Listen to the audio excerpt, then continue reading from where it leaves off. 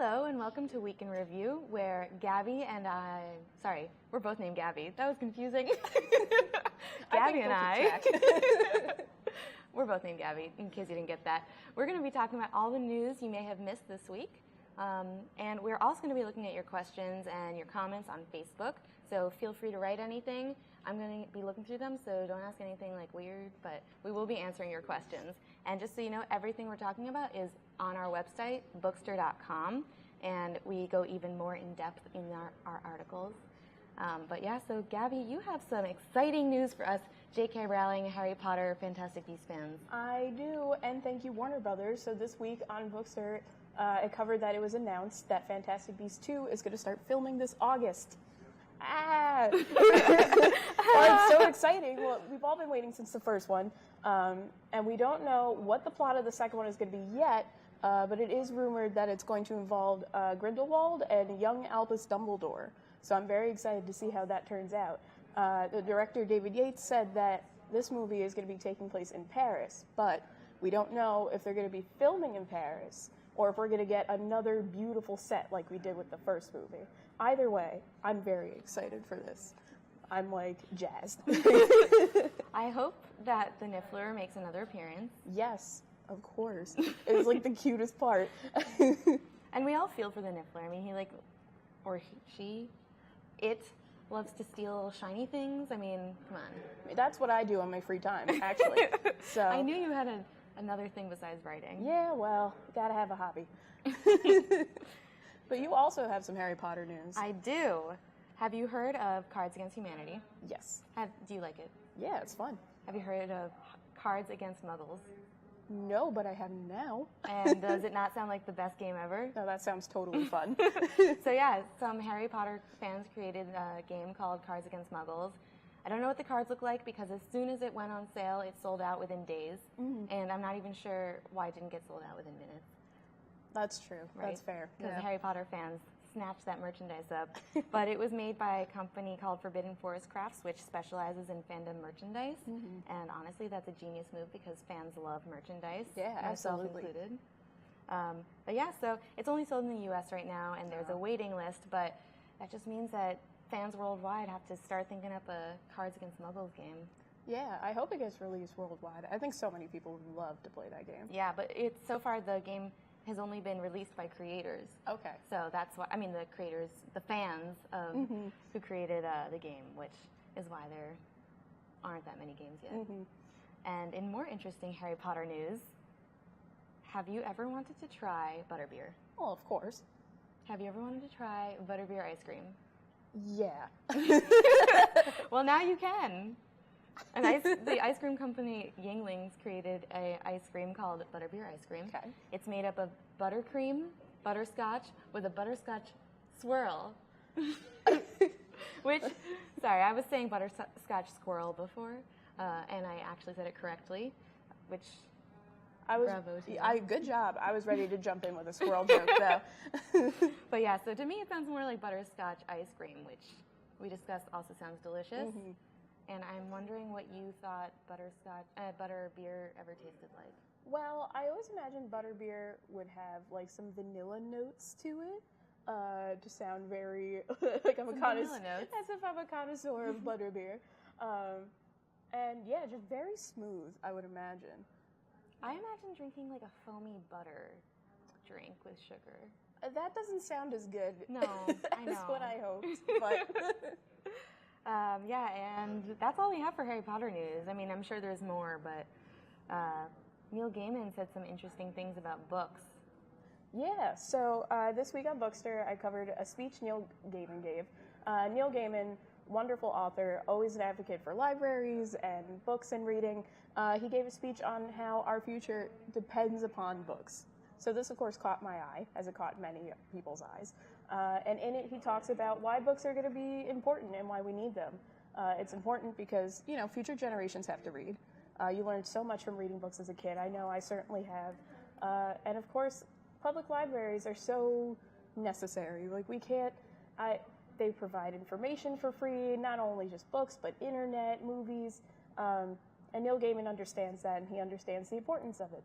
So Yeah. Yeah, So and that was super cool. when I first read the article, I thought that, or when I first saw, the title of the article, people jump to conclusions when they read titles before they read the article. But I thought, I didn't really know what he was saying. Our future depends on books. But what he was saying is that without books, we wouldn't have a future, right? Yeah, absolutely. They keep us educated and informed. Of course. And at the end, he included a little note to authors that authors have the responsibility to write about the truth. And here's probably my favorite quote from the entire speech. Don't you wish you thought of it? I wish I thought of it. Fiction is the lie that tells the truth after all. That's brilliant. That's so brilliant. I wish I came up with that, but we have to leave it to Neil Gaiman. We do. He's got all the creative work going on in there. Oh, yeah. And a side note, he retweeted that article. I was so happy. This is the peak of my career. This is it. Neil Gaiman, put it on your resume. This is it. Neil Gaiman once retweeted an article. All right, I have another thing to share with our lovely audience. Reddit user, Backforward24, created this awesome literary map of the world where they chose the best books from each country. And by best, we're not quite sure what they mean, but assuming most popular, right? Yeah, I would assume most popular or most well-known from that country. Yeah, and definitely go to our website and check it out because it's such a cool-looking map. But we have some examples of what are some top books from countries. Anne of Green Gables, Canada. Which I didn't know. I didn't know either, and our resident Canadian here was like, how did you not know that? To Kill a Mockingbird, U.S., not very surprised. It's a classic. It is. South Africa, Disgrace by M. Coetzee. Jane Coetzee. I don't know if I've read that one. Yeah, I haven't read it either. Let's not admit books we haven't read. Yeah, I totally read that one. I read it too. Amazing book. The Shadow of the Wind from Spain. I did actually read that book. I read that one too. Nice. That one was really good. And Les Miserables. Am I saying that right? Yeah. That's for France. Oh, I thought that was from Germany. No, I'm kidding. You're making fun of me. The Dream of the Red Chamber, China. And Cloud Street, Australia. Or parts of Australia. Yeah. What's great about this map is that it gives people so many new books to add to their list. As if we didn't have like a huge list already. Well, yeah, but like there's always room for more. So yeah, so that's all I have in maps and book news. And you too, Neil Gaiman? Yeah, I mean, I think we covered a lot this week. So we did a good job. Do have some video. Special guest, we have a Emily. Special guest. Her name isn't Gabby, sadly. That's okay. We'll let her on the couch. We'll let you on the couch. What do you have for us today? It's great to be here. Yeah, so I'm Emily. I'm part of the video team here at Bookstr, and I just wanted to go over a couple of the cool videos we did this week. So we released one today, actually, which was we went to MoMA, so the Museum of Modern Art here in New York City a little while ago, and we got to meet this man named Chuck Kim, and he has a really cool project going on. He essentially introduced children's books into the MoMA book collection. So instead of just having like these gorgeous books where they all feature the artwork, you actually have these children's stories. And he wrote, or helped to write, this amazing book about his daughter called Charlotte Filmmaker, I believe. And it's super cute. It is and so we plan cute. on filming it soon. So definitely go check that video. Check out that video. Check out that video, yeah. Another thing we did this week, actually, which was really fun, kind of like a pet project that I really enjoyed doing, so the Shooting Stars meme has been kind of blowing up all over the internet, and we decided to do a bit of a book take on it. So we took Reading Rainbow host LeVar Burton, and we stuck him in the Shooting Stars meme.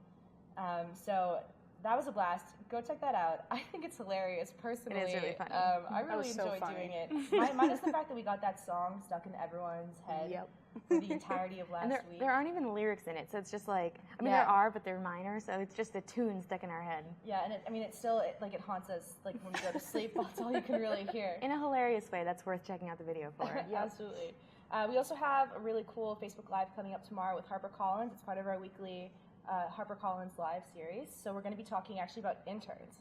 And I think that that's a really timely topic given that summer's coming up and there's a lot of people who flock to the city. I was one of them a while ago, looking for internships and looking for new experiences. So that's coming up at 10:30 a.m. tomorrow morning, so do not miss that. It'll be really good. And the most exciting part is, so we get a lot of cool authors that come into Bookstr, and we have one next week on Wednesday at 1:30 named Laura Stampler, and she wrote a book that I meant to grab with me to show you, but I forgot to. Hang on one sec. This one. This is the one that I forgot. It is called Little Black Dresses and Little White Lies. And actually, drumroll please, it is about an intern. So it's about an intern who comes to New York City and kind of lies her way into, a great situation / a terrible situation. So Laura, the author, she writes for Teen Vogue. And there's a really interesting story of how she came up with this idea. So be sure to tune in and check that one out. It's at 1:30 next Wednesday. Don't miss it.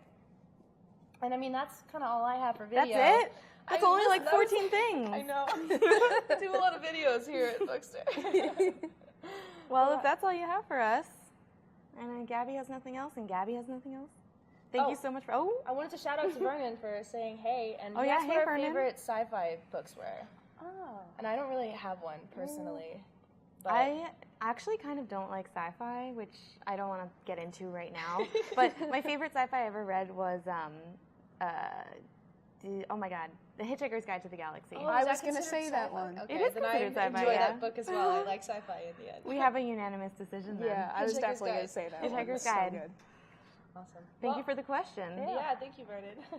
So join us next week for Week in Review, and as a reminder, go to our website. We have all these articles and so much more. Quizzes, lists, book recommendations, videos and maps. We got everything. Yeah. All right, guys. Thank you. See you next week at 5. Bye.